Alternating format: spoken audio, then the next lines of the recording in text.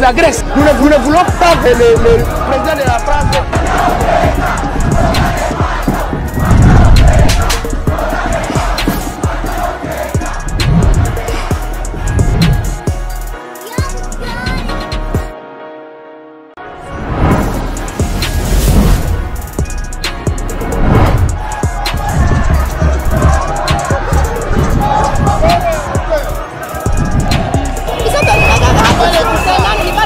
Le Rwanda nous agresse. Nous ne voulons pas que le président de la France...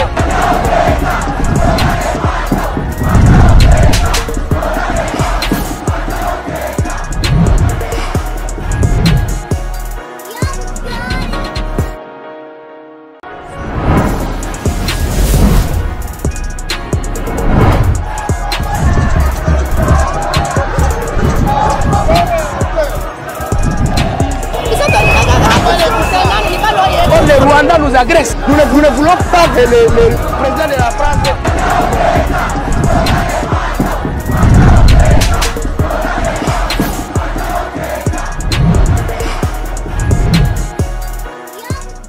Bien, le Bela Base, émission Yabino Base, émission Yabino Bakongo Mani, émission Yabino Ba Décideur. On rappellera Yabino toujours qu'on ne libère pas un peuple. Un peuple se libère face aux faux leaders. On a un faux leader basé belé dans l'opposition, et belé dans l'union sacrée, et belé dans la société civile. Est-ce que vous avez rapport à Bino ou à Bino? Voilà pourquoi l'émission de Bino est un politique, un grand leader, un honorable député, pour que vous copie sa Bino proposition, réflexion par rapport à Makamuzali Kotambola na Congo. N'est-ce pas Bino qui est l'autre, tout ça l'émission spéciale. Honorable spécial puisque hier le bara vérité oui mais bino pe vous en droit ya ko benga numéro zawana to botinde ba message na bino pour que boleka en direct botuna honorable les lots ba question belé parce que yende mtoza en actualité. Il s'agit bien de honorable Prince Willy Michiki. Honorable Mbote pe bola mon émission le Bela Base Mbote ndeko Alain et bien sengo mingi ko partager plateau oyo sur la base pour la première fois. Ouais. Bien. Parce que base de sali qui est tout là. Donc ngana zali mwana bitinda na bino botinda ko na parlement. Molo beni na bino. De bino de bosala ke nazara. Voilà. En plus, honorable Alobaka vérité. Je sais que vous êtes de partout à travers le monde puisque les RTVS sont de partout. Par Nicolas Angola, oui, on est en direct. On a déjà un message. On est en direct. Vous avez droit à appel. D'abord, tout planter d'abord des corps. Et donc le makambo est belé. Oui, et belé. On a qui des missions, il y a ministre d'État, ministre de la Justice, Constant Mtamba, ou le bac na carte à lettre naïe qui est Bandongolo Misu. Batu oyo bazali ko travailler na Kigali. Ne basala qui tout pour qu'il y ait démissionné. Mais on continue l'élite. Mais là, sur d'autres questions, pourquoi l'Assemblée nationale a cédé Constant Mtamba, mais a boyi ko livré Nicolas Kazadi? Maintenant, la question où ils allaient déranger, est-ce que Kabila a congolais toté? Est-ce que 66 millions de dollars, il va nous foutre à chaque fin du mois par la RDC pour que foutre à Kigali? Toutes ces questions, l'honorable Prince Willy Michiki, et puis depuis que vous avez la question belé, bino pe retourna mituna na bino, azara lelo to kangae. Bino base sengeli botune mituna. Alors honorable Prince Willy Michiki, la première question, vous allez d'abord koyeba. Muta masala ki bino nini, bino va député pour que bon livrer la justice. Bon, d'abord on a pêché téléspectatrices, na ba téléspectateurs au bazola d'abisso, on a évité ceux qui ont appelé na relais na radio. Oui. Na radio on a pêché pe ba auditrice na ba auditeur mbote. Mutamba ngai aza petit nanga. OK. Petit nanga ya kati peza. Ngai nde initiateur de muto ala musi makamba mutamba eza ngai. Ngana za anti rwandais. Donc makambo wana nazokawa Rwanda wana ba na ko démontrer noir sur blanc que eza lokuta. OK. Ngai musala nanga comme député ezali musala ba bengaka contrôle parlementaire. Na ndenge to botinda biso kuna na ki banungu na oki opération moko ezo salama na Fivao Quand on vivre na Kisangani pendant 2 ans, natanga na Isma Chololo lelo. Nata na sympathie na Kisangani. Ere ya guerre ya 6 jours nazalaki wana. Nava ndekombusa nyamwisi tokima kutu na soteski. Epesa nga pasi mingi komona neti bapaya ba troupe étrangère ba rwandais ba ougandais ba ye ko bunda pa na biso mais ba victime za biso yangwana gouvernement na biso de l'époque et ça qui plainte na cour internationale de justice contre Rwanda na Ouganda mais Kabila comme ka moni yomoko to kobeta solo après a retiré plainte contre Rwanda a kangami na plainte contre Ouganda c'est que l'Ouganda ne lui pardonnera jamais de parvenir avec argument qu'on condamne Rwanda puisque il y a eu des dégâts matériels mais pas nabiso il y a eu bandé on biso ba conflit bitumana na bango Ouganda andimi pour éviter les sanctions a kobanda ko futa 325 millions de dollars alobi exemple bongo belé na bana ko pesa chaque 3 mois 65 millions de dollars mais na arrêt wana décision ya cour et lobi ke mbongo wana eza mbongo ya gouvernement te ya kolia eza te ya ba projet de développement ezali mbongo toko servir nango pour na réparation na indemnisation ya ba victime ya guerre ya 6 jours. Alors maintenant qu'est-ce qui s'est passé? Et kokira futa mbongo Ouganda a fouti première tranche il y a 65 millions de dollars.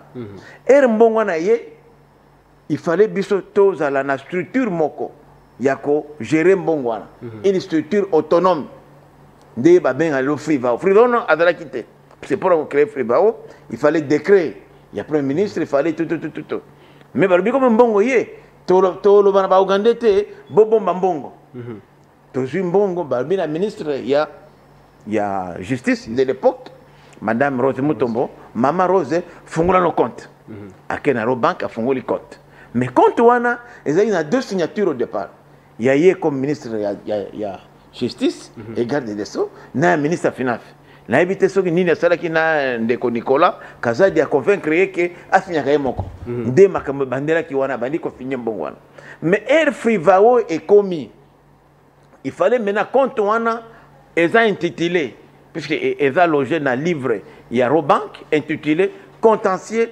RDC Ouganda il fallait sikoyo Frivao ye moko a géré Mosolwana. Mais depuis Frivao et Salama, ça fait ce qui bat Mboula. Jamais ministre Andima ko transféré compte wana na gestion ya Frivao. Yango makamwe bandeli bona. Alors, qu'est-ce qui s'est passé maintenant dans Ndeko Mutamba? Ndeko on avait besoin de kamona o ya mbongo nano parce que ba dossier Mutamba est belé. Grand fa quoi, grand frappeur. Mutamba. Yana lingete. Makamba sali na mboko yo. Izel, oboni o tozolo ba. Balba ke yeza Lumumba, yeza Lumumba. Lumumba, faux Lumumba. Na ko prouver ngo, na pona nga abenga combien de fois. Faux Lumumba. Un faux Lumumba, un vrai coulou na cravate. Na ko démontrer ngo, non? Ndeko accueilli a vu ba contacter naé. D'abord société wana bazo benga ngo Zion Construction. Société wana ça fait presque 14 mois et comme awa. 14 la capitale il y a $5 000 ba créer ngo. Oui ba associé ya société wana associé liboso s'appelle Ange Aurore Mira Mahoro. Azali tous burundaise, azaki copine ya ambassadeur ya Rwanda awa Vincent Karega. Comprendre déjà que déjà toza wapi. Associé à Mibale grand petit à confiance. Il y a Gilles Alinguette IGF. Willy Mouchen, un ami, Kodiamboka. Il y a des associés. $5 000 batiana na elokwana. Bazana birote na cadrona bakomi bureau na bango eza na 4e étage na immeuble CTC 408 toke wana ngana ke ko société mususu. Baebi ni Zion Construction ni Willy Mouchen ni Ange ni Ramahoro baebi ta mutu mokote. Société wana depuis basalango etonga ta toilette était même ngai digablo nga mukela nango na tonga amwa ndako mabaya muke na walikale même na leki bango même toilette ya pamba batongati aucune expérience bafutaka ba taxe à l'état basala eloko moko te rien basala opération ka moko frappe bakoti $180 000 na 11h 16h babimi fiango na bitcoin basomi yango do mbongo ebimi les mêmes jours et s'il depuis société banda. Alors Yé Mutamba a quelques contacté direction générale, il y a contrôle, il y a passation à marché public, DGFMP. Parce que ceux qui ont marché, au gouvernement, il faut les kawana. À mon maman, on a vu, maman, mais basement exact, contrat les devis les plan les et est-ce que aux ananani na maquette et le comment abino que ozo a intimidé maman, on a d'après maman, on a déjà lobby avec intimidé. Apprécié autorisation spéciale en violation, il y a loi, puisqu'il n'y avait rien comme soubassement. Dès que autoroba, site, il y a comme ça la prison, na Kisangani, et la gâte, maquette, exacte, devis, exacte, et na mibeko na biso, na procédure à marché public. Ce que l'ingui au sala, et loco, bâtiment, tout ce qui est bâtiment, tout ce qui est loco, étali, même balabal, il faut ITPR Azala et impliqué pour yende à couper ça à Vinaye. En tant que mouton à Jeraka, patrimoine public, il y a l'État. Et ça la mituka, et ça la immeuble, ITPR Nda Jerakango. Donc, Kopoana, ITPR, Gisaro, Kidiba, Atena Katite. À quel qu'on a une autorisation spéciale, il fallait azonga, azwa oba bengaka l'envie de la non-objection. C'est-à-dire que balobi, ok, et ça bien, qu'il n'est pas ça. Il y a qui a comme le Premier ministre, puisque dans la loi où il y a procédure et marché public, article 316 et consort, et le but que ceux qui ont au lingui signé contrat aux âmes de l'État, même l'État, il faut ozoa au avis à autorité d'approbation des chefs de gouvernement. Malgré aussi on a tout, il faut que le chef de gouvernement appelle son quitte. Appelle ça ndingisa. A comme le Premier ministre, va répondre non. Dossier d'ailleurs ils ont incomplet, il faut boire bon boy. Il comme ça qui fait belli déjà à passer outre à zui décision, il y a qu'à signer contrat na bawana. Na contrat on a d'abord bâti compte il y a BCDC. Marché là qui y a 39 877 000. Ndeko a signé contrat parce que na contrat on a monaki ba commis compte à BCDC Equity. Il paraît d'après ba makambo kati et ba ngé kotina mbongo na BCDC Equity parce que na loi na biso na procédure de marché public, loi qui la procédure de marché public et le but que ce qu'on a contrat au qui ko futate plus de 30%, maximum 30%. Ce qu'on tali 39 millions, hein? 39 millions, donc, 30% nango, il y a 39 millions, et commis à peu près moins de 10 millions. Mais Ndeko Mutamba a foutu 19-20 millions. Donc, a foutu presque plus de 70% Yambongo. Il peut faire Yambongo. Batuango, Bana d'éviter le commentaire d'Afrique. Et puis, détournement, ils allaient puisque a foutu Mbongo, a bimisi Mosolo, na compte, il y a Babola, il y a na Swahili, yatima, ba veuf, ba orphelin, c'est des bakolo Mbongwana, a zui Mosoloana, a tiango na compte privé. Et puis, qu'est-ce qui se passe encore? Quand on a Timbongo, il y a Zion Construction, et ça compte, il y a Equité, BCDC, il y a comment il a compte, et ça compte, il y a il y a Robank. Alors, comment quand on est Fungwami? C'est ça aussi intéressant. Directrice, il y a Robank. Burundese wana. On a total Ange Aurore. Nyera Mahoro. Il y a moko directrice à banque. Il y a agence, il y a Couronne. Il y a moko conflit d'intérêt à Fongoli Compte. Il y a moko à approuver que la société on est bien. Il y a moko paye à Mbongo comme gérante. D'abord, il y a conflit d'intérêt. Il y a un tant que bancaire. À cause de ça, et l'autre côté, il y a un goût à ce que biso. Nègre toko taka musalo bafuta ka botina biso. Koloka loka. On a meshiki. Tout le monde est loko moko boy. Ah, nini. Nde na kenga na scénario. Faut na scénario. Pouf. Tokangi bloqué. Mbongo c'est que mais mbongo déjà bakati mbongo. Mbongo est compte na compte. Comme compte ça sur na mbongo te.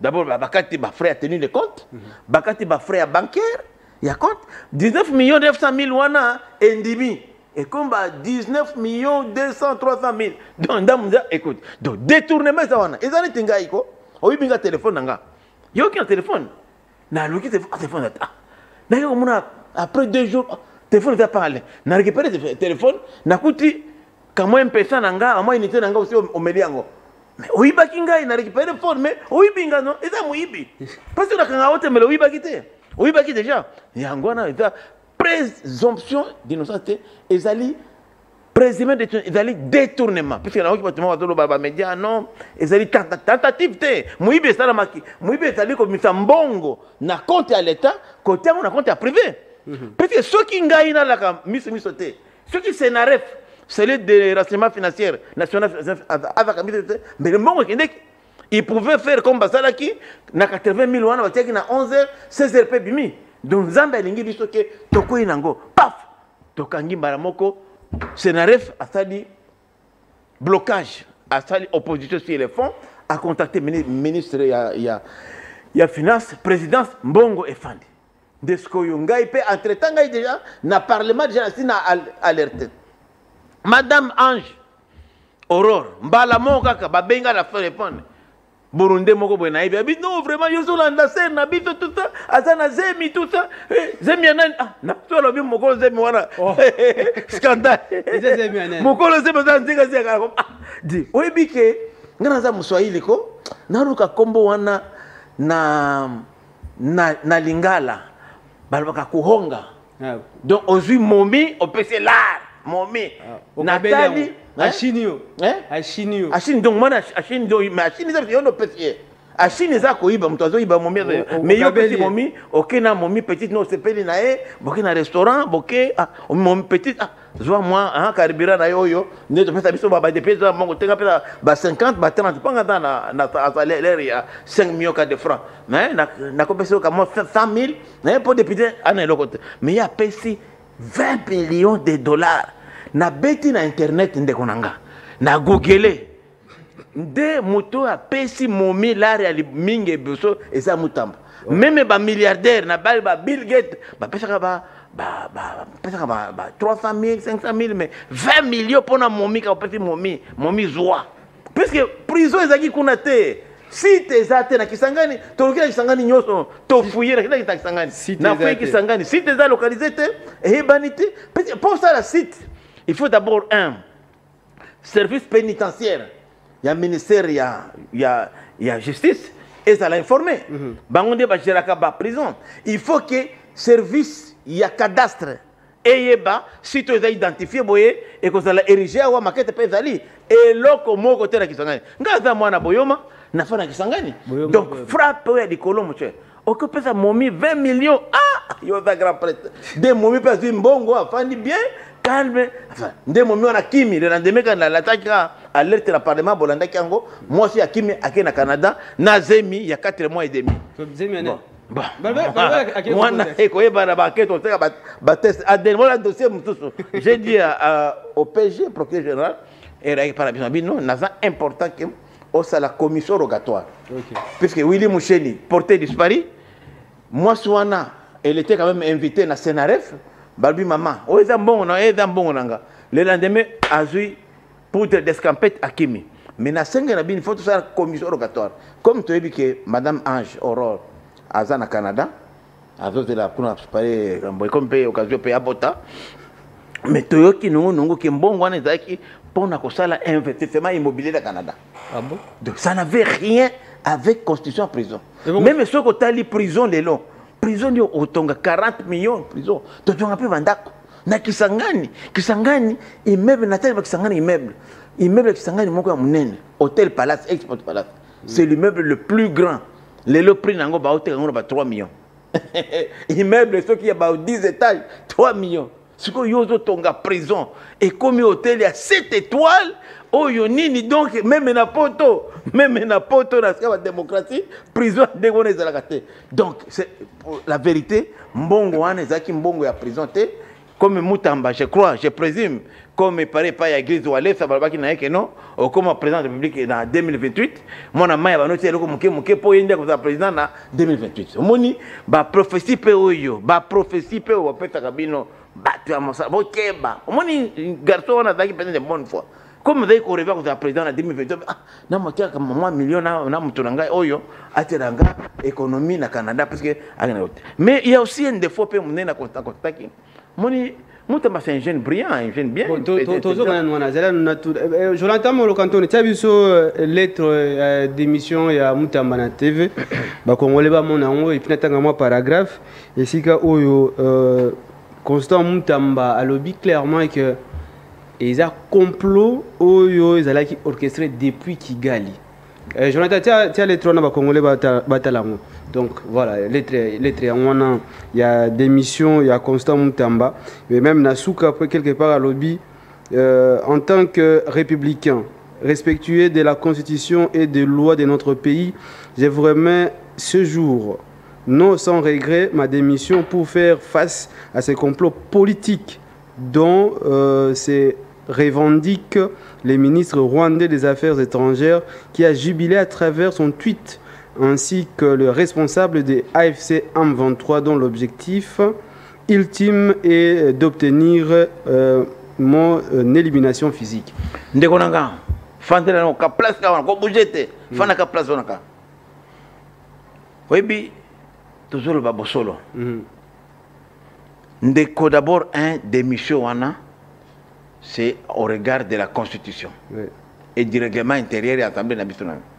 Règlement intérieur de l'Assemblée nationale et le en son article 237, lorsque un membre du gouvernement est mis en accusation par un vote en majorité simple en plénière de députés nationaux, dans les 24 heures, il doit présenter sa démission. Ce n'est pas volontaire, c'est une contrainte légale. Pourquoi? Parce que ceux qui vont poursuivre, bah qu'on poursuivre aux ministres, bah qu'on poursuivre parce que au père de qualité. Ça c'est un. Deux. Dès que Moutamba lobby complot et outil na Rwanda. Mais Ange, Aurore, Nira Mahoro, quand ambassadeur à Rwanda qui était sa copine, Yemoko Zali toutes burundaises. Lelo Oyo.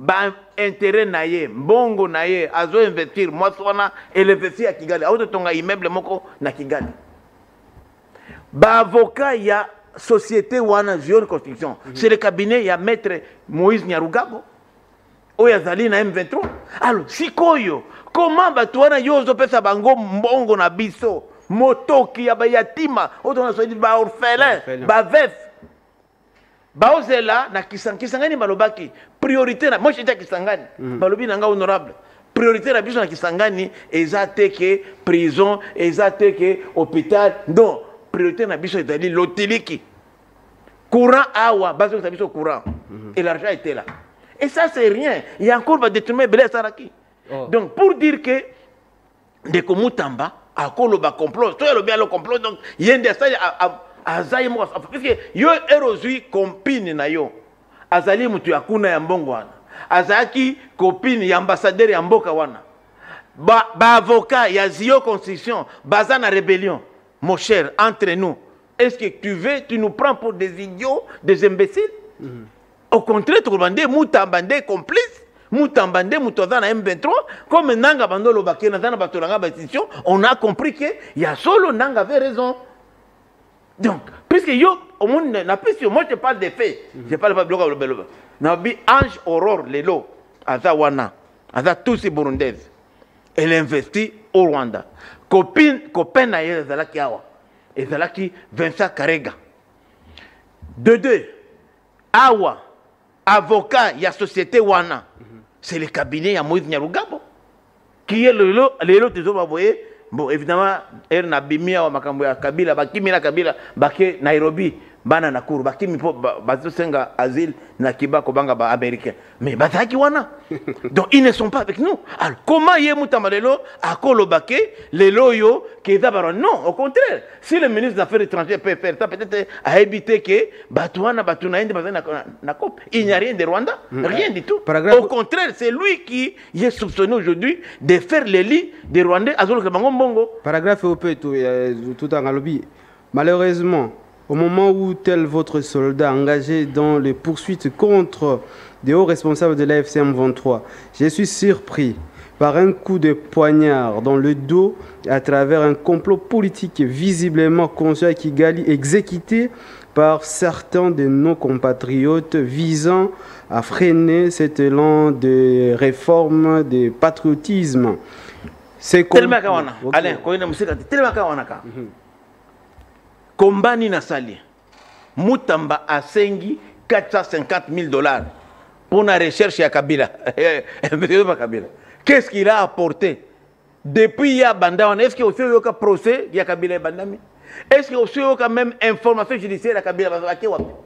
450 000 $ pour la recherche sur Internet, Kabila Zawapi, Azawapi, Kabila Kapona Kabila. 400 frappe quand même. Deuxième. Mais d'abord, mais quand même, il y a qui doit faire enlever l'immunité à Kabila. Mais non, mais l'immunité, il y a Kabila qu'on doit lever. Ça peut coûter 450 000 $. Donc, on regarde le baquet, à qui est au corrompre. Sénateur, c'est une démarche simple. N'était pas en habitude, non. Tout de le côté, on a refusé. Même le Parlement, même en bureau, moi j'étais membre de la commission, on n'est même pas payé. Pour dire que Tozali, l'État n'a pas fait là. De 450 000 $ à ça qu'on est. Ce que l'objet peut-être que Akadé Kabula sénateur, allo balo, a apporté preuve. Je ne vois pas ces sages de la République à corrompre Bango. Donc c'est ça, et ça frappe. De deux, à l'objet à traqué M23. Depuis ça, on va communiquer, on a 1 million à Ninoana. Est-ce que c'est Zouata Moutomoko, Pero Loire, Azotambola, aventure par Pero Loire, au cause de la cabaret, Massanga, Molangua Pampambo, à cause de la Capéo, à Salani Nambongwana. Tous ces gens-là, Ari Magie, Frank Diong, Bazali, Pampam, sa sécurité. Commission rogatoire, Nini, Sala, Tega Moko. Moi, je suis juriste d'information. Il fallait ça la commission rogatoire et qu'on a Interpol. Bazui Bango, Bakangata Moutomoko. C'est une distraction. On peut raconter ça aux gens de la rue, pas à un juriste professionnel que je suis, pratiquant du droit. Ça, c'est des aventures. Au contraire, tout ce qu'il faisait, c'était pour bouffer de l'argent. Ok, bien, merci. Mais quand même, contraste mon que Zali honorable. Parce qu'il y a vu que Olinga, Mutamba. Moi, je parle des faits. Je n'ai rien contre Mutamba. Pour montrer que Boussala Botinda Bisson, Bapona Bisson, législature Oyo, 4e législature, il y a 3e république qui est différente. Pour blague, même le président de Kamere, a comme Biso Boité, non. Biso Tozali Kabasali, Bana Kelasi, Bitinda, Bana Bitinda na bino peuple. Ok, honorable, base, on appelle, mais bon, la moqueto aussi, c'est un nombre, 3 points, et puis il y a un téléphone pour que vous tournez à bino. Mais honorable, tout le monde a qui, détournement en cascade.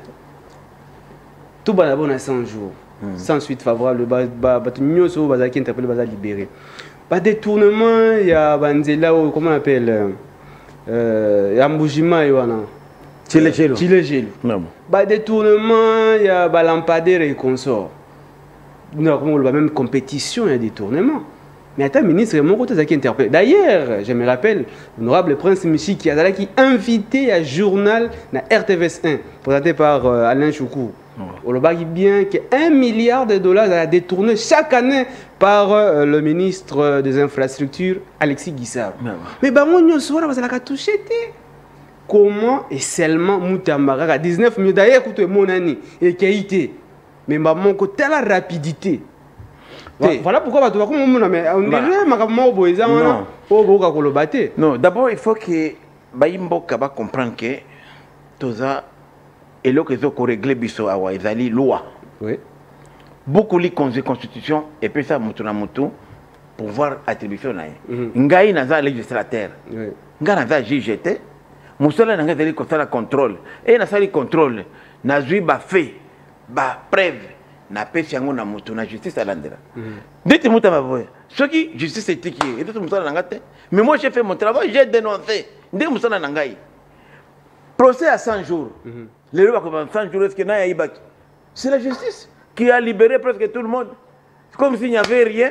Nambongo wana et monanate, naba conteneur au bazar préfabriqué maison et monanate. Ça c'est la justice. Il faudrait maintenant les lois.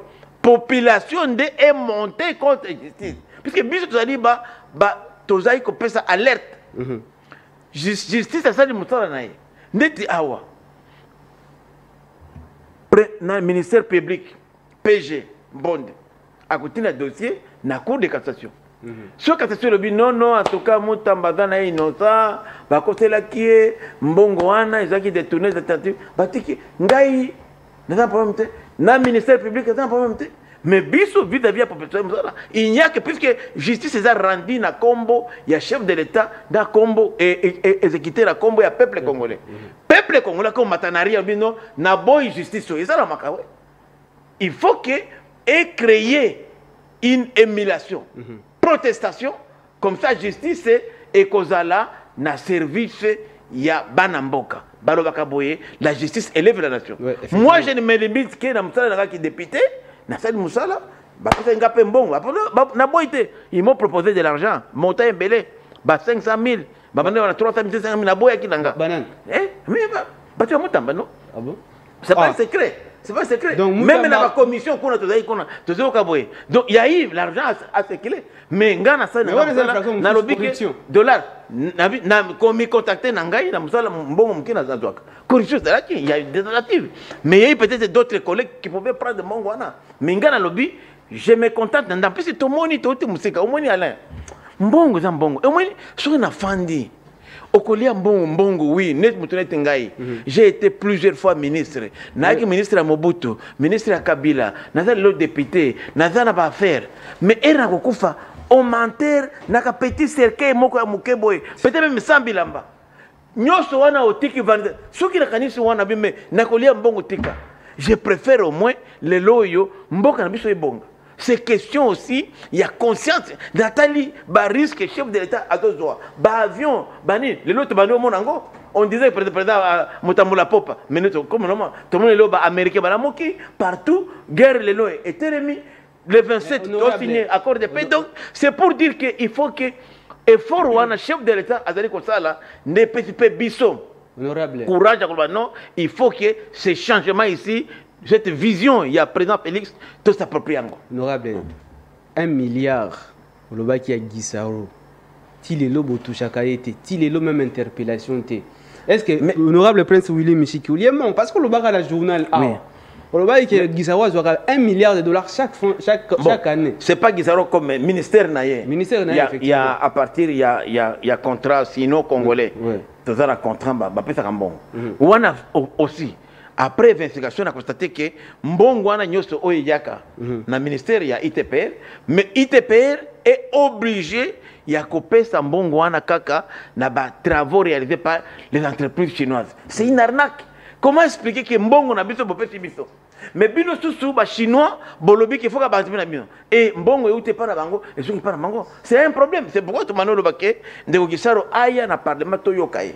Et moi j'ai dit que la question de Gisaro était examiné en commission. La commission, il était invité, la commission, il y a aménagement et territoire. Mungana dans le bureau, il y a commission, il y a environnement, développement durable, ressources naturelles et tourisme. Il était invité et il a apporté des solutions que les collègues ont été convaincus que Guissaro est innocent. Ah bon? D'après les collègues de la commission, donc, au moins, mais nous, on veut que quand on invite un mandataire, c'est pour qu'on éclaire lanterne.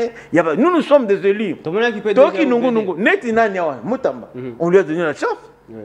Il y a quoi la commission? Mais la commission, il préférerait qu'on fasse pardon, coller là. On lui a fait ça argument. Nicolas il était à la commission. Donc, il faut que Bisso Toboïte que une politique de 2 poids 2 mesures. Tolingi to ça na Bisso. Même Gisaro moni pe na la ndaka msuna barimer. Et moni ndekonanga parfois député à cause se contenter de na barimer. Député ngana ta député na kendaka koluka information à la source. Neti awa Miguel Kachal na kangi. Ah, c'est les Sunni, Miguel. Miguel Kachal, grand coulou dans la cravate. Mais moi, je m'écoute bien. Il y a un dia bimita pendako, là de Kenda. Ah, bimita. Naïe, alors ça, contrat, moi, si à Linguette, 1 700 000, contrat à papier, expertise à Tanango. Avec bimita na banque, 50 millions cash. A créé une entreprise fictive et puis ça a créé 30%. Donc, il y a encore grand frappeur à ma case. Mais à Biking ajouté, bureau de Biking, na salle interpellation puisque na monaki ngana stratégie. Nathalie l'Assemblée nationale question orale avec débat, on a bien distraction. Parce que question orale avec débat, ça ne débouche pas sur une sanction. Il faut transformer en interpellation. On a une interpellation. Bureau est un grand prêtre. Nous avons le bango en retour. 203, 207, oui, on a eu un problème avec les bureaux, le président Kamere, mais on a arrangé ça en famille, c'est réglé. Mais ils m'ont promis, puisque tous les jaloux na prérogative na biso. Nous sommes jaloux na mandat na biso. Nga naza nommé naza élu du peuple. Ngai naza mona musala naza na deux chefs. Nzambe na beletera ngesili. Naza nommé et je suis fier de mon mandat parlementaire. Je rappelle aussi que vous avez prince à Walikale donc tout à fait la prince à Walikale. Absolument. Alors puisque tu évolué alors pour la nini bobiksi Nicolas Kazadi. Voilà. Oh ya le baki ba oyo pena ba fait zali ndeko shukuru ndeko Alain. Les solo ya ndeko Nicolas Kazadi na les solo ya ndeko Mutamba ezali butu na moi. Ok. Moi je vais vous parler des faits. Nicolas Nicolas numéro de téléphone a été. Mais en âme et conscience, elle n'a moni réquisitoire il y a procureur général a reproché Nicolas na deux faits. La première infraction où il y a collé na Nicolas ezali propagation de faux bruits. Ndeko Soki Otangi, article 199, bis et terre, il y a code pénal congolais. Et définir faux bruit. Faux bruit ezali, et lokomoko yo osali, et kena makelele, pour énuire bato, et créer trouble. Makambo Nicolas Lobaki, trouble nini salamaki. Bato nini ba protestaki nani azaki déstabilisé à partir ya déclaration de Nicolas nul et daté au contraire que tu vas te parler qui ba comment les choses se passent na pouvoir na biso. Deuxième infraction yo balandeli neko Nicolas ezali infraction ya divulgation ya secret d'état au regard de l'article 73 73 ya code pénal congolais et l'obique.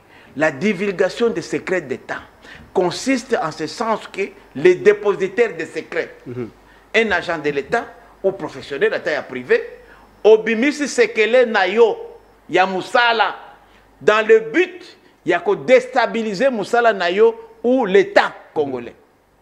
Est-ce que secret oyo ndeko Nicolas Alobaki est déstabiliser institution nini? Est-ce que mon institution moko ekweyi, gouvernement ekweyi? Président c'est quoi? Parlement est quoi? Sénat est quoi? Rien. Donc au regard du droit congolais, bah infraction oyo ndeko vont de firmer procureur général près de la cassation avec Nango et allez comme marché. Au contraire, bah information na et déstabiliser l'État mon côté et ça le côté. Et en plus, bah lobby que pour la secret de faire la fonction. Nicolas Kazadi c'est un député national.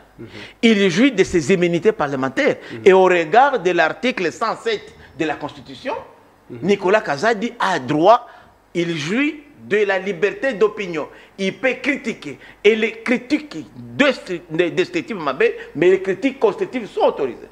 Et il n'y a pas eu flagrance. Basé à lobby. Donc, au regard, il n'y avait rien. Très bien. Alors, l'opinion, il faut aller bien. Base.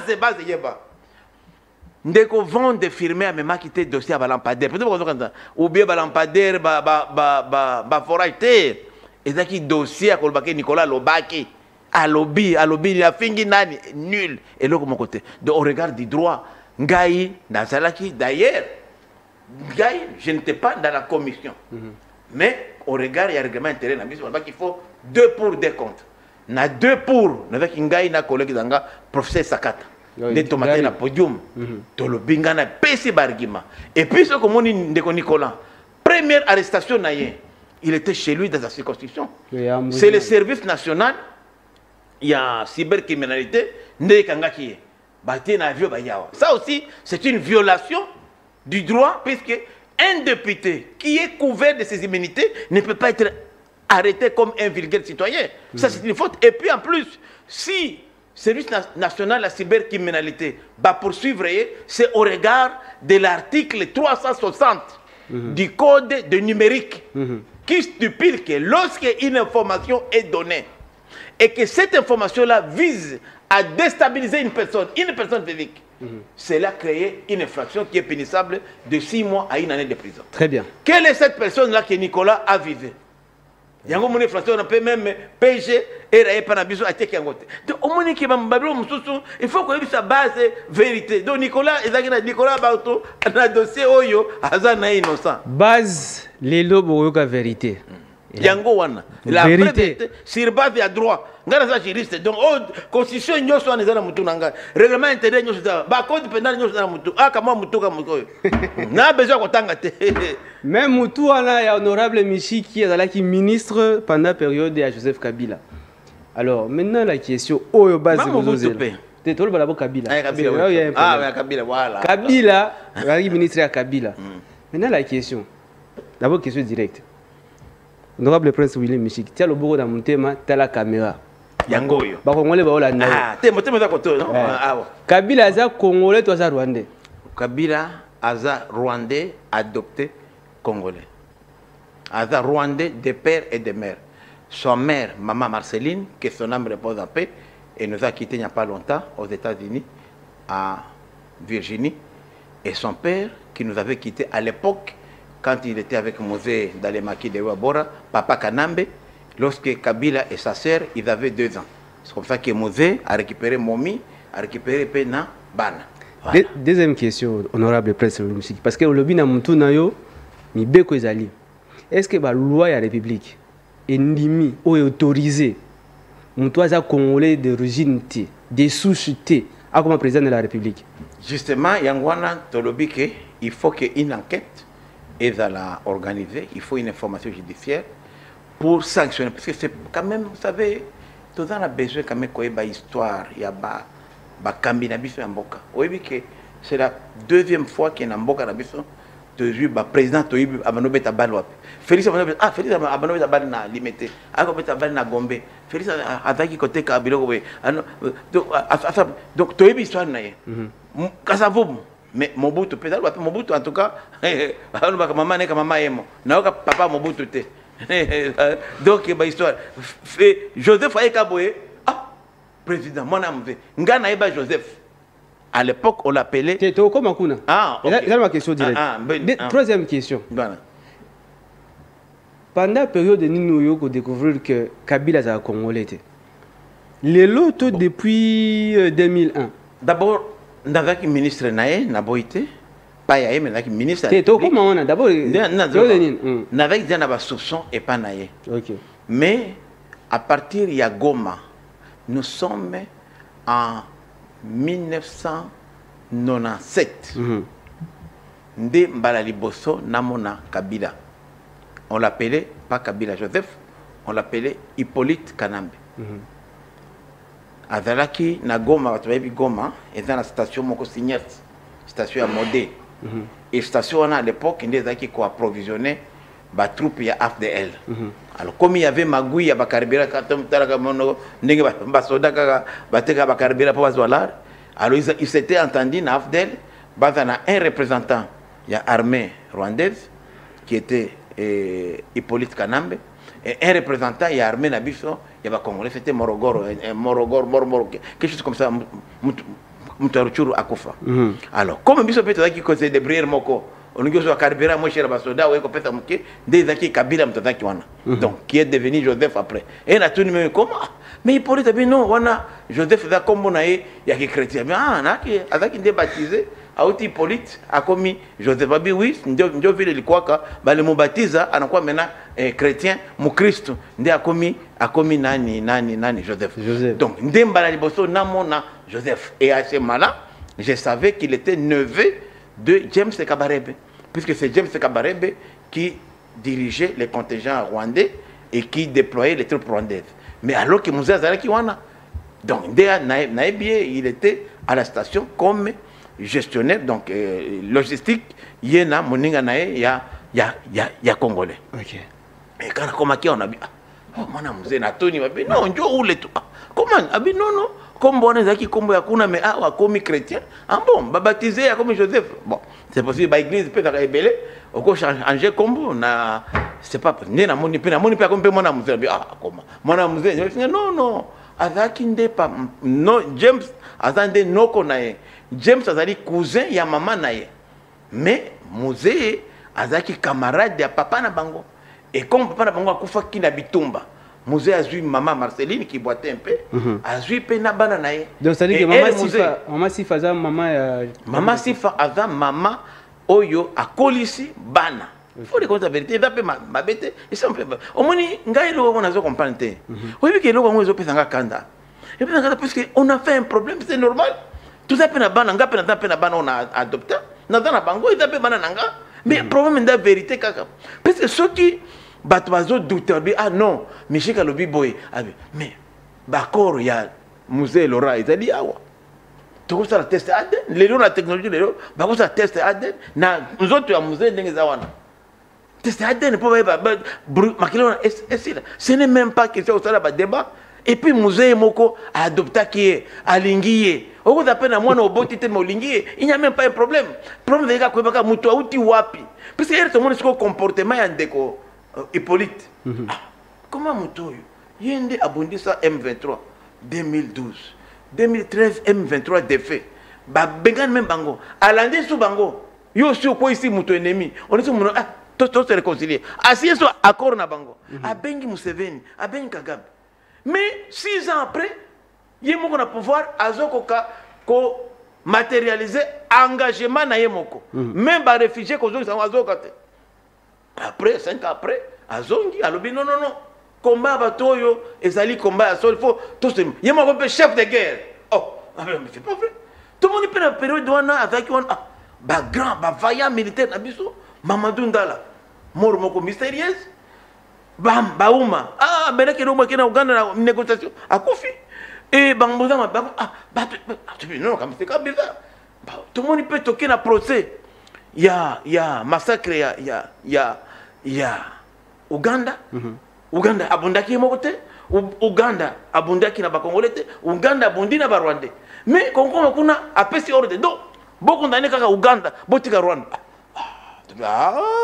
donc ya oyo eza makila ba honorable depuis sortie médiatique na bino tant le bayi Kabila aza Rwandais tout le monde a ba vidéo moi circulé interview il y a Mzee Laurent Désiré Kabila avec journaliste à France 24 à moi lobby que c'est mon fils qui a gagné la guerre na Kisangani oui mais nyangora lobby Musée adopta qui est au boy tingana le bien confirmé oui même des vivants de musée le bac au monde on cause même moi même au yebita mondele au cause ta chinois les chinois aujourd'hui à comme moi na yo c'est pas un problème mais quand même au yebita chinois avec congolais c'est pas un problème musée de son vivant a reconnu que Hippolyte c'était son enfant mais qu'on changer ba combo wana ndé ma wamingi et la preuve pour te dire que musée abanolinga et Kabila na quoi l'histoire na combo musée nous sommes Naba 1998 début donc fin 97 Joseph donc Hippolyte à l'époque a commandé non na 2000 voilà 2000 avec chef d'état-major il y a force terrestre balobi non il faut zo Madesu au Mango na kaya Rumangabo Rumangabo ezali na Ruchuru c'est à peu près à 70 km na Goma ye olia zo Madesu na Goma alobi ki azui Madesu na Kini à l'époque, c'est que Madesu na Goma ezaki $18. Il y a eu Madesu awa na King, ce qui n'a à l'époque $100.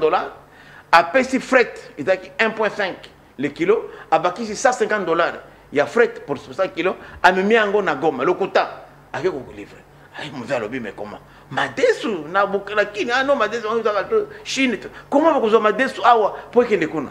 Musée a moniqué Abin, en tout cas, Mouto, Nyos, ça qui magui wana, boya na yeparanga. APC général Mabila, qui était à l'époque dans renseignement, et pas à musée, et un des proches à musée, APC a ça l'enquête. Mabila fait l'enquête, et non, Mouto, c'est qui Nyos wana, et Zali Mwana Nayo, chef d'état-major à Fort de Red. Ah, boya na yo. A mi n'a parlé de marbre, n'a pas poulailler. babeti 80 chicotes. Joseph Massoro, comment qui Makila Moto 80 chicotes. Qui a ordonné chicote wana? C'est pas Mouzé, c'était général Mabila. Et qui l'a frappé? C'était Eleter, qui était un des gardes des corps des musées de l'époque. Erika Kabila comme président de la République en 2001. Désolé Bosto. Bobenga Mabila. Aya, général Mabila. Avec un front, il y a Équateur. De l'aéroport, bah me mis en prison. Bah finir même par empoisonner. Avec la première attention, bah diabète, mais bah empoisonner. Toute la famille à Mabila, général Mabila. Naïbi était, n'est pas qualité. Donc c'était quelqu'un qui avait été rancunier. À Kena Bukavu, mission. À côté, elle était Rwanda. Ah, Amoni, Raïs, à Pessimbote. Ah, je ne vois pas. À Pessimbote. 2 jours après, le terre, Babomier. Et ainsi de suite. Même Lengue, Kamba Lengue. Olive Lemba, c'est qui moi, c'est Lengue. C'est qui moi, c'est Kabila. Non, c'est moi, c'est Kabila. C'est une copine à Lengue. D'ailleurs, Lengue, Eric Lengue, a Kende qui confunda, et pas un musée, à l'objet musée. Ndeko nanga, ta chef nanga, mais à on a la masse nanga, abinaï, koi, na ingina yo, kasu teke yota na Olive. Olive, ben, moi, c'est mon. Yango na moni Lengue.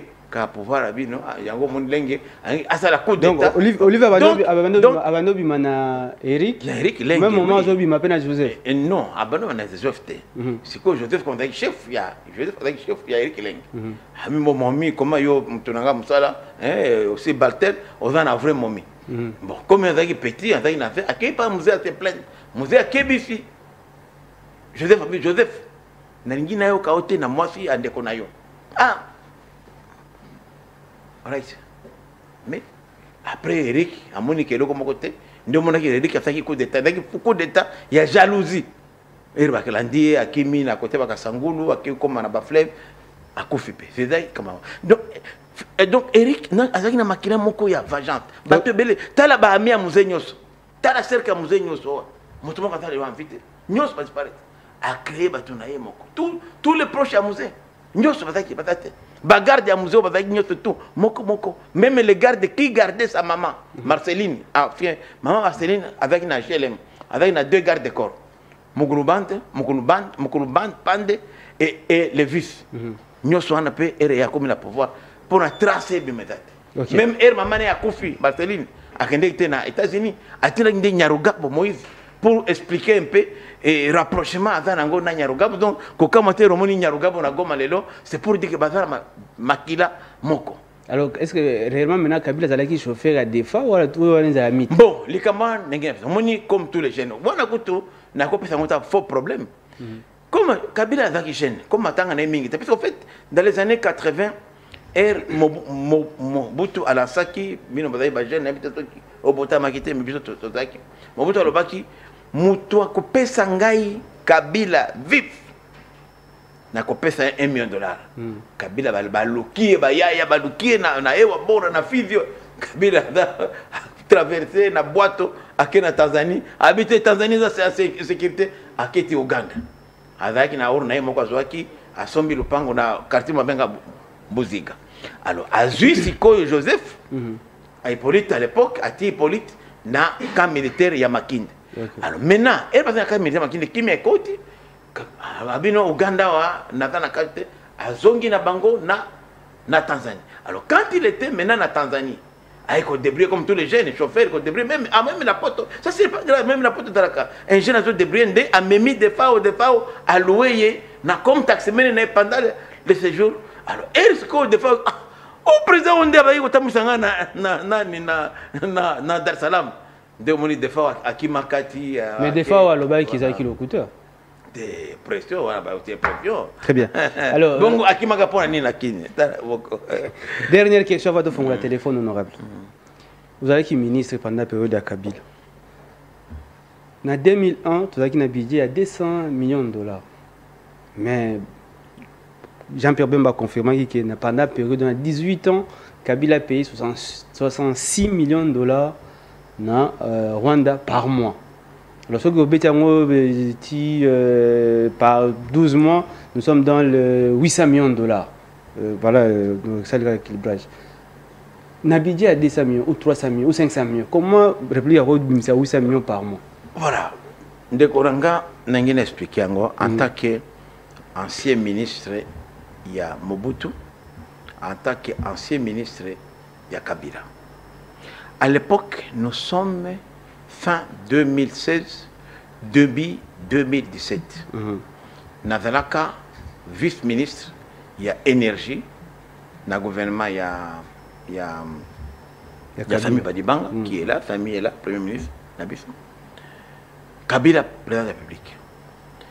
N'a écouté le ministère Nabiso, pratiquement que Zalaki. Chaque fois, puisque comme nous avons Est, je m'intéressais beaucoup, comme tout à fait normal, dans ma Kamunanga Est. Je me disais comment centrale il y a Rosizi. Il y a eu beaucoup d'argent quand il y a ezali ko kokokate ko pesa lotilik na Bukavu na Goma. Il fallait battre la constitution. Alors que na Rwanda bazaki bien na courant, Burundi un peu mieux que aussi que Kolekabis. Na sali mission na ke na Sinelac. Sinelac ezali à société d'électricité de Grand Lac. Donc Italie, Burundi, Rwanda, Nabiso. 3 pays mais barrage il fait pas Nabiso. Le DG a toujours rwandais. Tiens, écoute, on a vu, mais comme DG. Namona qui a on a aussi bazo petayo 66 millions de dollars chaque mois. Oui, na Kango, mais et ça font ya guerre, ça ngaité. Moi, je ne suis qu'un passoire, na Mbongo, na même pas Nabiso. De la qui la protecté. Ah, ba rappeler à l'ordre. Ba Kolomboka. Yo! Nikamwana Kolbangote. Ah, mais c'est pas vrai. Yango na lobby que mais qui mobilisait cet argent-là? Je l'ai dit et je le répète. Les techniciens, Oba Bengaka, techniciens frappeurs, Yakabila, s'appelait Albert Yuma. Albert Yuma à l'époque était PCA, tout puissant PCA, Jekamine, tout puissant président de la Fédération des entreprises du Congo, FEC, et il était administrateur à la Banque centrale. Et de temps en temps, comme administrateur, il pouvait jouer l'intérim et après ça, il y a une c'était l'homme le plus fort. L'entreprise Nyoso, Oyo Kabila Zaki Nango, na offshore, même Awa, na limité, ba 18e mairie, ba Texaco, ba Oyo Banani, Oyo ba ya gaz, ba Nyoso, même ba action, ba Sombi, ba Sonteski. C'est Yuma qui gérait ça, comme privé. Même Kabila, tous ces écrans-là, gérant écran, c'est Yuma qui les gérait pour le compte de Kabila. Les contrats léonais, la corruption, les contrats signés dans le secteur de pétrole, dans le secteur de mine, l'argent n'entrait pas dans la caisse de l'État. Il y avait plus de cash à l'extérieur que dans le budget de l'État. Comment expliquer, Alain? Félix arrive en 2019, premier mandat, le budget double. Alors que, sous sa revenu de Kawana, DGI Kamoko, DGR de Kamoko, et DGDA Kamoko, secteur minier Kamoko, il n'y a rien qui change, mais budget est doublé. Mandat sur les lots, budget presque est triplé, presque quadruplé. Vous devez comprendre qu'il y avait... Et quand j'attends un éminent collègue professeur, comme Luzolo Bambi, dit qu'il y a 15 milliards de dollars, qui est lui, proche de Kabila, conseiller spécial de Kabila, il dit tout haut. Comme avant mon Congo, il y avait un courage à bisoter, mon Congo, kimia, mais quand je suis pas dit,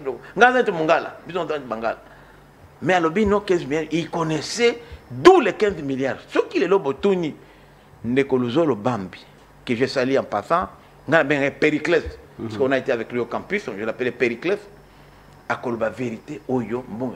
Donc l'argent, les vrais Mbongo à Solo, et qui gérait ça? Ce sont les proches de Kabila, notamment le tout-puissant Albert Yuma. Comme il était dans le monde des affaires, il couvrait bien Kabila. Les Bambongo, comme il fallait faire passer ça par un DG rwandais, de Sinelac, comme investissement rwandais, c'est comme ça que Mbongo est vendu au Bimaone. Je le confirme. Et je dis à Yuma, Albert Yuma, n'a pas ce message. Il y a qu'à porter une plainte. On a lobby Oyo, c'est une petite partie visible à Iceberg. Nana dossier nominal. D'ailleurs, c'est bien parce que c'est pénal, non? En pénal, il faut y confirmer plainte. Yaka. Merci. Yaka. Merci. Nazam, ngala vous la tate, ba lever ma imité. Ngamo on a koya. Ngamo on a koya. Po, nazana matière, nazana dossier boy. Vous savez de quoi je parle. Très bien. Donc, n'allez pas si j'ai là pour m'intimider. Nazam, vous allez de papa. On continue d'engager. Le bel base, émission Nabino base. Vous voyez qui Makambo, honorable Prince Louis Michel Lobby et puis Makambo Albert Yuma. Personnellement, voilà, on est engagé honorable. Ceux qui ont la droite, on a qui est vrai ou faux. Il y a un bel mal. On fait le téléphone pour quelques minutes. Alors, vous posez des questions précises et concises pour nous permettre honorable à répondre parce qu'il va battre à la minité. Il faut avoir qui passion de sous. Donc, on a le téléphone pour que les Congolais réagir. Alors, vous aurez quelques rapide. Pas battre honorable fois à Loba. Oui, on est en direct, on va partir puis comme on. Allô? Oui, on est en direct. Oui, toujours là en direct. Oui, réaction.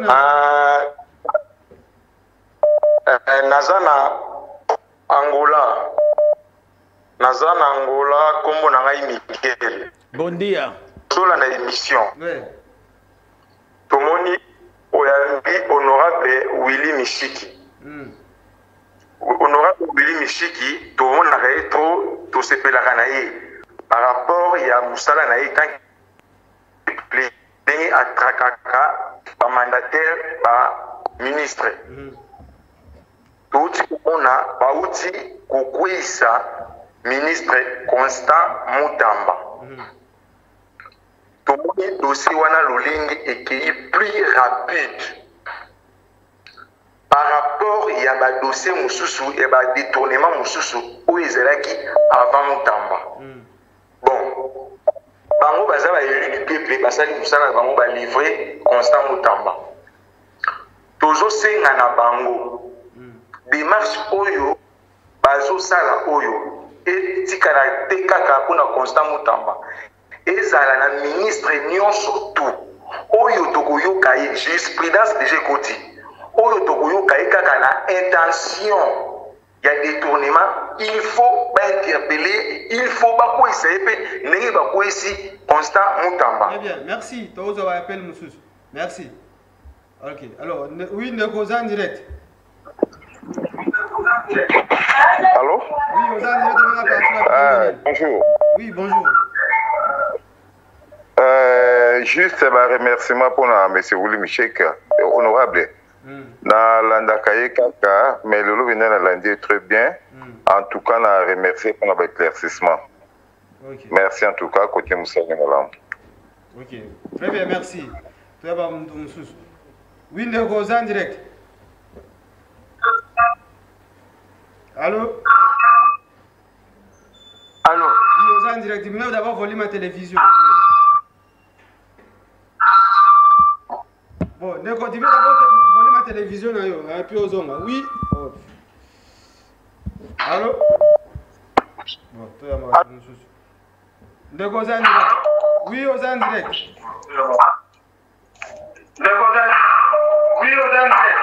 Allô? Oui, Loba, on est en direct.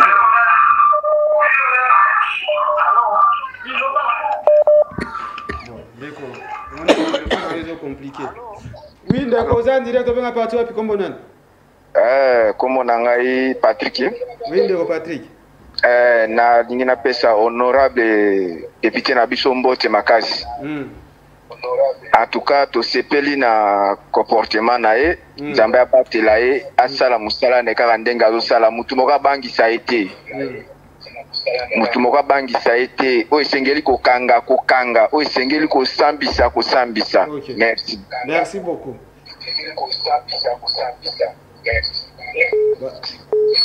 Oui, oui, d'accord, on est en direct.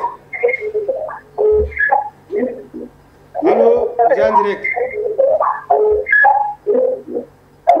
On est en direct. Bon, ok, toujours mon Moussous. Allô, on est en direct. Allô? Oui, on est en direct, on va partir comme on. Allô? Oui, on est en direct, Loba. Comme on a Yannick, on a bien positionnement dans Binza aux zones. Oui.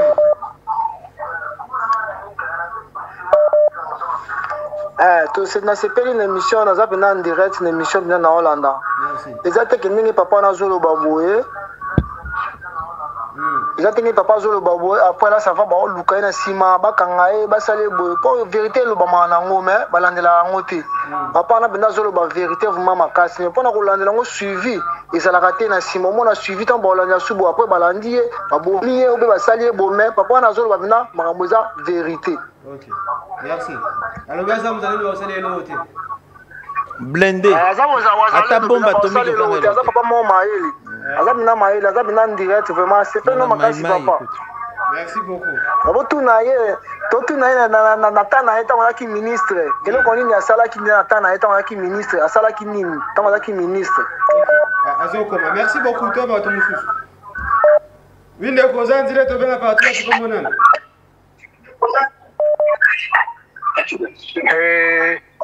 Allô? Oui, aux en direct. Vous me suivez? Oui, aux en direct.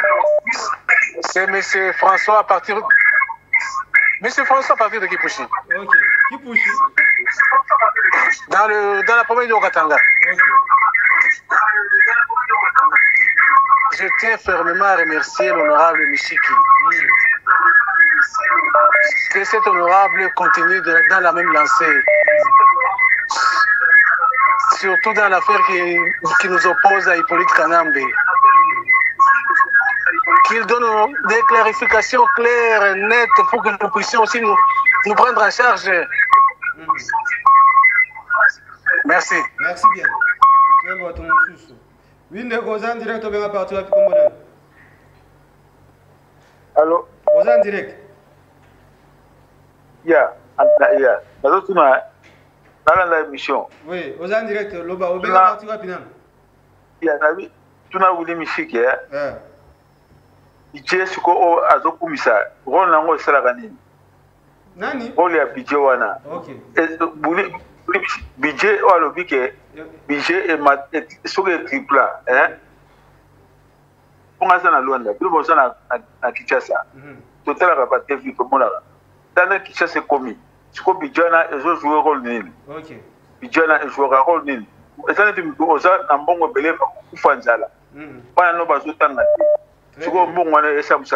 très bien, merci. Ayoki, tu as pas mon sous. Oui, nous sommes en direct, on va partir à Picombonel. Allô? Oui, on va partir à Picombonel.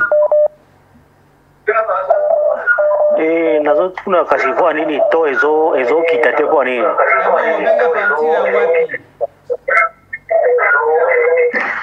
Allô? Oui, on va partir à province Nini. Nazo na Kampala.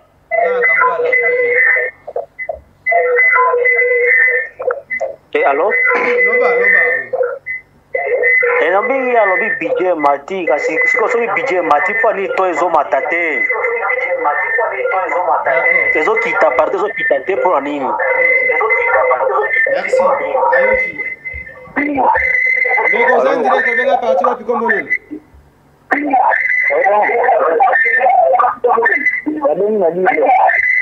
Oui, allô? Oui, aux en direct, Loba.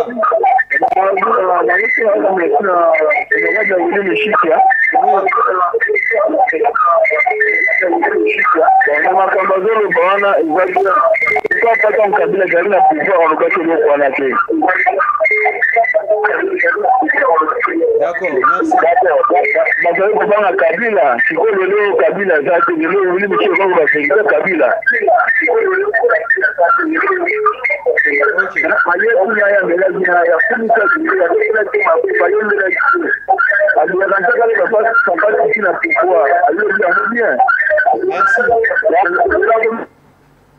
Voilà, alors ceux qui bobengi, vous allez d'abord diminuer le volume à la télévision parce que ça là va interférence.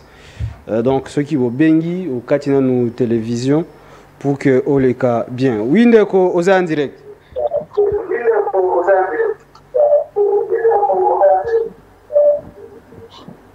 Aux en direct. Allô? Oui. Bah, dans le lobby boé, peuple d'Abenga parti à Luanda.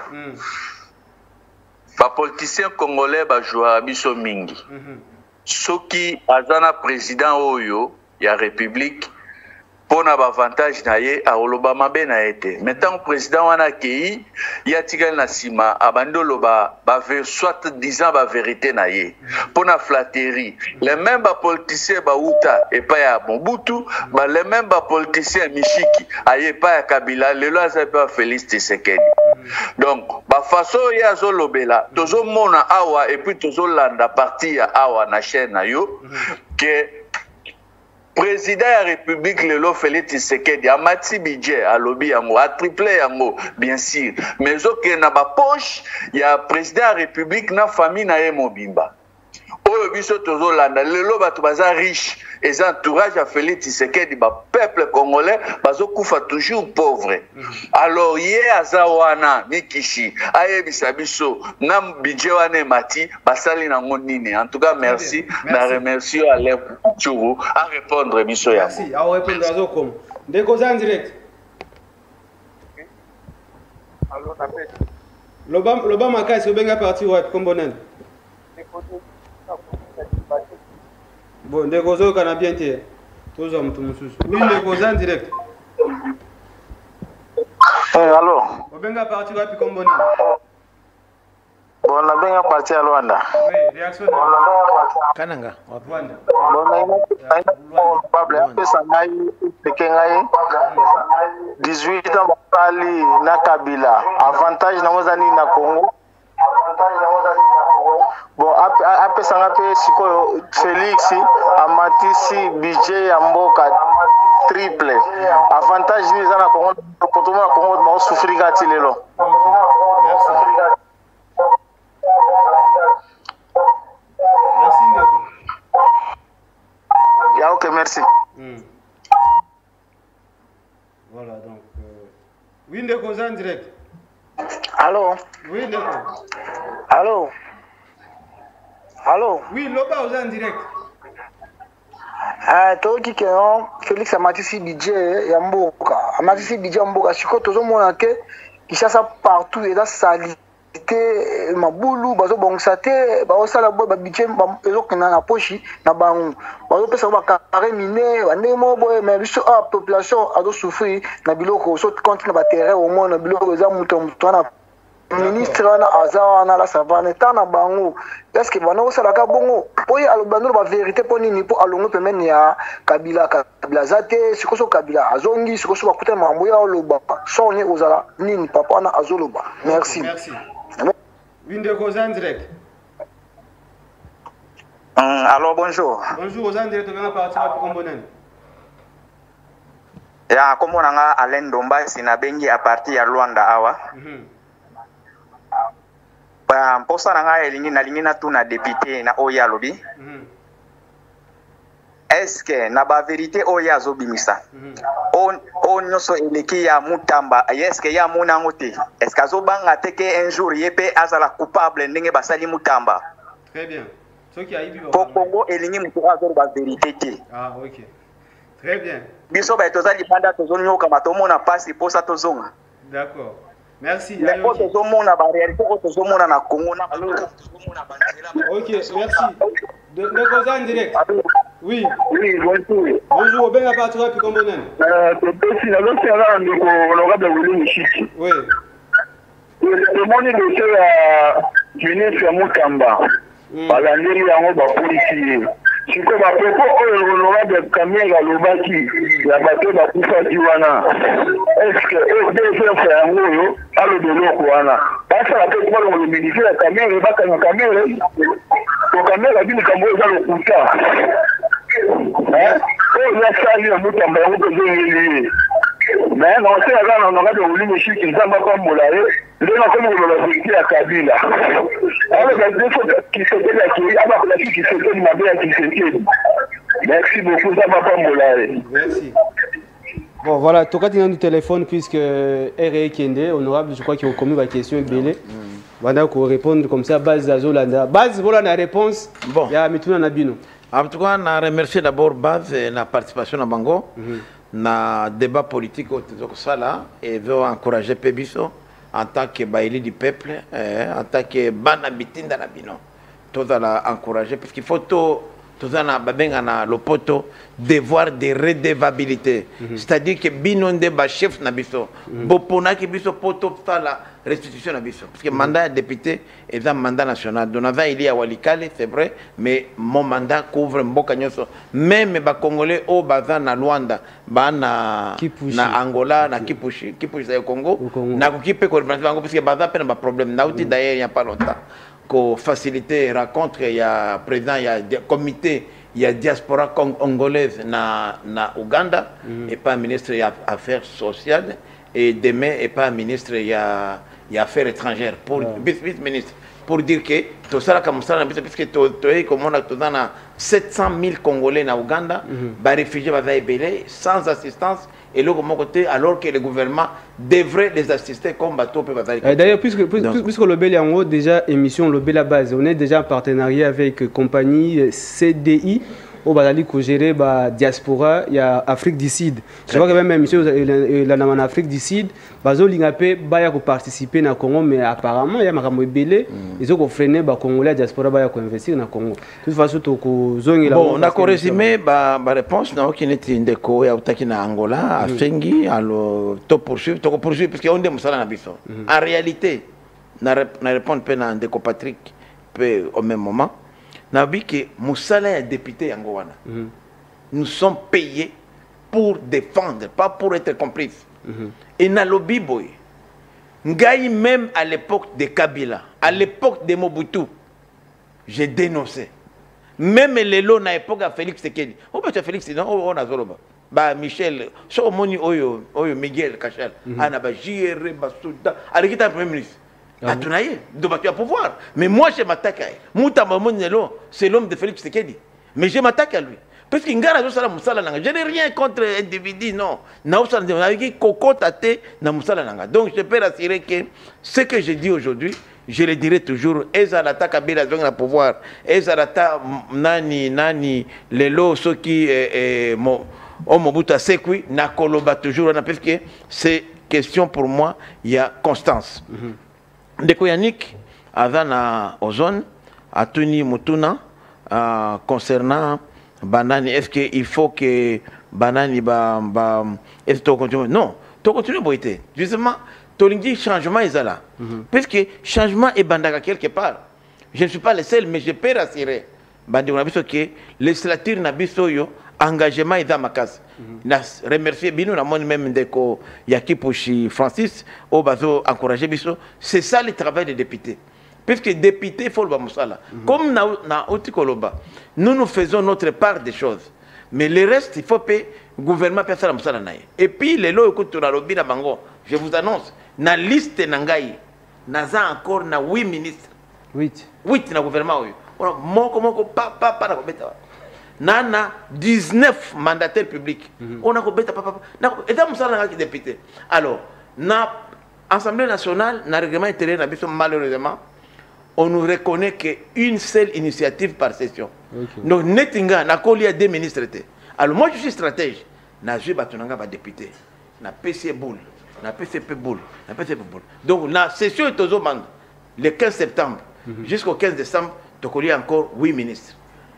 Déjà la liste, papa, na autant bango te pour bakao kima, na ma mandataire va faire. Donc tout ça, et cette dynamique à Sika, et puis nous sommes indépendants d'action. Ceux qui bakobik sa bango na justice, là ils sont ça. Na ko senga population que comme justice ezali ko salama na kombo na bango, exécuter la kombo chef de l'État, na ko senga pe na peuple congolais. Bataille, est-ce que justice ou tozali kozo? On est tolingi ou pas? Parce que toza libre. Peuple est libre. Non, en tout cas, tout le monde que justice oyo est abisoté. Nangi na répondre na ndeko auti na Kampala. Alors bito d'échange. Ce comme on le long ndeko. Faut faire l'aveugle. C'est la première fois que to quand même comme moi table, même na poto, même kuna ba shilingi kutu ya bango kuta na Uganda et kilibita kaboy. Mais avec pas biso moins avec ba 28.2, 28.7. Tout ça kaboy. Pris pour la première fois. Ninga sina comme ministre mboko 8 fois. C'est la première fois na gouvernement au soumino na moni prix à carburant ekiti. Et que na il faut quand même il y a quand même des choses il faut maintenant il faut quoi maintenant? Il faut que puisque prix à carburant ezali ko affecté ba produit à première nécessité. C'est à nous maintenant ko lukasko kota la bateau bazo sala o ba bengaka bazo ko profiter ko lukasko sala ba surenchère, c'est-à-dire que il profite à du prix à carburant moins cher mais ringi prix et mat. C'est à nous maintenant de veiller kota là et c'est ça. Moussala, il y a service, il y a économie. Ce n'est plus moi comme député. Moi, j'ai fait mon travail. Alobike, ngai nalobaki mingi pona kabila. Non, nantoloba pona kabila parce qu'il y a un problème. C'est la première fois que un chef de l'État a passé pouvoir na moninga naye, passation civilisée, ninga lobakango moko nabato, civilisé. Alobi, ah, félicitations. Président Seni peut installer bango mi balé ba kestusu na zamba ko zo mindu za pouvoir. Première fois dans l'histoire du monde et donc ça. Donc c'est un cas qui nous appelle à l'observer. Comment yonde otiki pouvoir yomoko ba forcer yote. Olobi non na tiki mananga isili. Ba peso pe ki sénateur à vie. Ba peso $384 000 chaque mois. 2 fois aux vacances yo. Moi, si na yo na bana bazana moins de 18 ans. Ba pesio ndako ofele à l'état. Ba pesio maya ofele, courant ofele, communication ofele. Mais aucun son na zamba kozwa munduki ah mutona bise. Et ça qui ndoko lokwate. Donc c'est comme ça que le cas à Kabila, c'est un cas particulier. D'ailleurs na mutu aseni na ye. O mutu programme Kabila Félix, mais non na ça qui erreur eza yete. Tout eza biloko moko biso zeko kamisa biso. Tout ça quand même na minimum au moins quand même. Il fallait après ça mutu mutu non yo John no million de kende ngana bomba mais yo moko mutu tiki pouvoir yo moko mutu za seni au programme mutu donc obike eza bloc eza comme ça non yango na baki na ndeko wana je crois c'est comme était au paquet et ça comme quoi permettre biso lelo to s'intéresser na Kabila passer na mais to moni passer na ce ko to comprendre makila wana ta makila ka wana place ya wuti to ba mutaza mais makila ndela ndie to comprendre puisque pas na biso biloko ndengo wana ezala kate na ndeko msusu ya Luanda oyo alobi que budget est triplé. C'est vrai que budget est triplé, mais quand triplé à budget c'est quoi biso ba peuple il faut tout tourner ngana sa autorité budgétaire. Pourquoi nazo landa bakulu na cravate? C'est puisque naebi mosoleza liko bima. Naebi budget ni ngana votaki. Lobby ceux qui ministre de la finance et budget a exécuté en côté na kolanda parce que ngana ko sanctionner. J'ai même dit au parlement que musala ceux qui mboko ezali ko beba Alain base ceux qui mboko ezali ko beba biso ba député. Bobeta biso mabanga na ndimi. Puisque tozali na pouvoir munene oyo constituant un PC biso. Mais tolanda kangote to comme présent ba bloka mike ba cop mike ba chop yango mona ke dans chaque législature 80% ba député éli ba zonga kate sanction pourquoi tozali ba bloka mike ba cop ngana dia bo net nga 500 000 na ina zonga pa ah mutamba tikala na wana na kepe na zo pe boy et si mais toke kana même mboka zali ko kufa bakundi olobi kamo serikali ya mokeboye ya mabaka ok potiki bilo ya nyos vanité de vanité yango to bino non il faut que les choses changent il faut que lobby ah mais chic wana quand même asaka boye nous voulons laisser des empreintes nous sommes des vrais Lubumbashi pas un discours ba mutamba non parce que vrai Lubumbashi ko pesa moi si copine na yo $20 millions te yoza nani yoza atata ndako akomi kuna azaki locataire mutu kabia somi za wana avec avocat simple donc on pesa moi si $20 millions copine $20 millions hein beaucoup de ça là-bas investissement na Canada immobilier yoza nani vraiment nde Lumumba ona Lumumba akufia tikita nda côté Lumumba nari musée Kabila akufia tikita côté je défie quiconque Alain Alexandre Nzambe na kata loboko na bakata bali sanga ndako musée asombaka ngai na imbo asombe alors qu'il travaillait même Lumumba ndako ne sur le boulevard ezaki ndako ya l'état voilà le vrai Lumumba. Moi je travaille ngana ministre Mobutu ministre Kabila na za homme d'affaires na mbongo na ngai na nta ya nante même que député on ça que député ko baka kata ba ça que député ba tengmia parce que ba tungo tuna ngana futa bango kutu na futa kutu ba tukole kata salaire na ngaki député donc ngana za patron mais les autres là travaillaient pour le pays alors yesu ko mutamba sala te na vie il n'était qu'avocat au pesa moi si 20 millions copine un 20 millions to pesa momi chérie zo $20 millions 20 millions puis mbongo na yo te usale te mbongo pe ya banani mbongo ya babola ba vef ba offert si des malédictions aujourd'hui des malédictions eza mbongo ya makila mutu akufeli mutu ba minda kuna yo ba mimosi na yo yo zo mbongo na opesa copine na yo et quelle copine et copine toutes ces burundaises donc on a dit que malédiction na ndeza ali kona ndabande kona donc eza okamate c'est vrai que budget et bakisama budget ezali par rapport à la recette na budget ezaka public na yebisi base bon interroger biso bolandaka exécution à budget ça c'est notre travail nous devons savoir est-ce que le budget oyo réellement ezo ko correspondre na ba besoin oyo to salaki na eko chité na muto alobinde ko ya makambo ya Tshisekedi na profiter awa tala na Google comment na émission de Léopard na lobaka boye et je l'ai dit encore aujourd'hui na lobaka président Etienne Tshisekedi a kozonga te ko occuper poste ya sensa président sensa esika orenga ko yazali mais comme Michel so lobika et enflammé toi Michel Lobaki bokate loboko Tshisekedi atako l'actuel président Zawana kala atuna kangai na ibi président oui j'ai suivi et prince tika biloko le président actuel Tshisekedi na cité ya Zawana azola parce que ibi arana mission la base donc pour dire que wana eza biloko yo ngana za mulangi ya pembe j'ai un défaut ki ngai na lobaka vérité oyo batu mingi balobaka ngote je crois que c'est un résumé ma question mingi oyo bandeko balobi merci honorable participation na bino je suis toujours là à tout moment base des base ngana futa makapo na bino donc soki na yaote donc nazali ko abuser na mosolo na zwaka ya contribuable comme Congo. Très bien, merci. Je crois que on y va puisque va appeler les autres d'accord to vous ajouter puisque monsieur commune a souka moins que partie remise. Ce honorable a limite ya mbaye semaine prochaine même mois prochain pour que tout le bla makambo ya Congo. Base honorable to commune a souka merci. Bon nanga na loba boye que il faut to ebake. Ce qui yo ozali na fonction. Ndako ezali gablo na yote. Et là, il y a des ministre, oza président de la République, même président de la République, je dis, oza agent, il y a l'État, oza na obligation, il y a devoir, il y a qu'on rendre compte, na baimboka. Et na tout bino base, boy ba kapé ba droit na bino. Na tangeli bino ba article article 73, il y a code pénal. Et le but que ceux qui yo, mutasali ceux qui divulgation à secret wana. Mais bino bosalango kimia bo marchete c'est normal pour que constituant musala mutasali mebeko a pèse au pouvoir faux bruit il faut yo manifester faux bruit zali et dérangement donc bozana pouvoir monene bino nde boti a biso mbamba pour biso tout ça la musala c'est vrai que les députés nous sommes 500. N'avait pas de collègues, mais la vérité que tous les collègues ne passent pas comme moi. Okay. Mais dynamique, n'a besoin de créer la nationale. Et ça dit que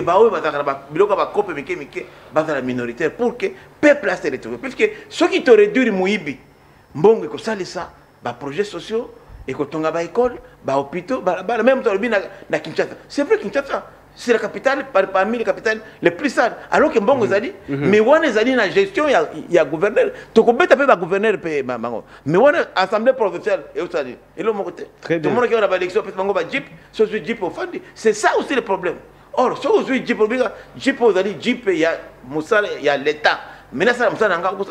Donc, pression, il faut établir dans la base. Très bien. Voilà pourquoi on a chité la vraie responsabilité. Pour Mboka Ekende, ils ont dit bino base. Oui, ok, responsabilité, ils ont bino base. Ceux qui m'ont avancé, ils ont responsabilité. Voilà pourquoi Bino ne libère pas un peuple se libère. Donc, comme la émission Lobby la base, merci Nabino Banson de Bolanda qui émission Nabino. Donc, tu as des bons lobby toujours pour nous servir Bino, mais entre-temps, la deuxième émission Nabino, c'est déjà à 22h. Et aussi lobby à 7h. Mais entre-temps, tu continues toujours. On a vu appel, un message de au quota. Tu contactes toujours honorable pour la émission. D'accord. Même à la prochaine occasion, tu auras un honorable pour répondre à la question de Bino. Parce que à lobby bien, à Bino. Merci, Jonathan Molokanto, chaque fois qu'il a débordé. Merci, à la prochaine. Merci, honorable.